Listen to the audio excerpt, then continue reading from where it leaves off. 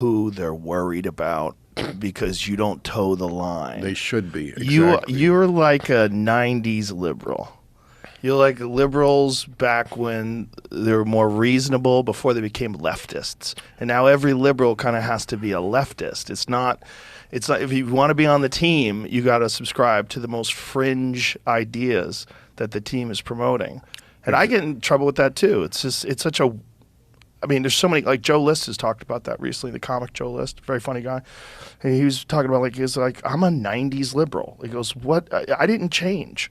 It's like everybody else kind of changed. It got real weird, like what you're allowed to disagree with and not to disagree with. And, it's strange. I'm always trying to make the case that liberal is a different animal than woke.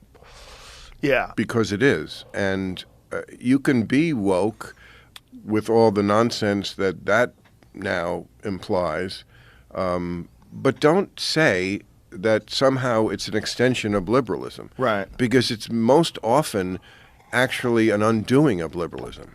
So you can have your points of view and your positions on these things, but don't try to piggyback on what I've always believed. I have always believed, as liberals do, for example, in a colorblind society, that the goal is to not see race at all anywhere for any reason. Yes. That's what liberals always believed all the way through. Obama, going back, Kennedy, everybody, Martin Luther King. That's not what the woke believe. They believe race is first and foremost the thing you should always see everywhere, which I find interesting because that used to be the position of the Ku Klux Klan, that we see race first and foremost everywhere. Yeah. So, again, you can have that position, but don't say that's a liberal position. You're doing something very different. I think the idea behind it, I think I understand their idea. The idea is that the society is imbalanced. And so in order to address that imbalance, you're going to prop up as many minorities as possible, make as many opportunities for minorities as possible, and get it to a position where there are, like, white people are a minority. And so that's not a concern anymore. And that through that, somehow or another, you'll achieve equality. I think the way to achieve equality is your way. I think the colorblind way is the way to really, truly achieve equality and to truly judge people just on their merits.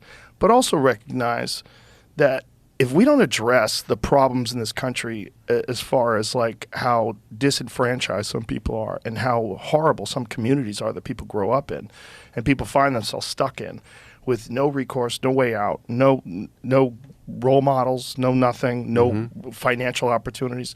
That's what our real problem is in this country, more than it is race. It's extreme poverty and extreme crime, and that these things don't get addressed over and over and over again. And in fact, a lot of the policies that you see coming from places like San Francisco and Portland, and they just exacerbate it. You're just seeing stores close because, like, okay, you can't just steal.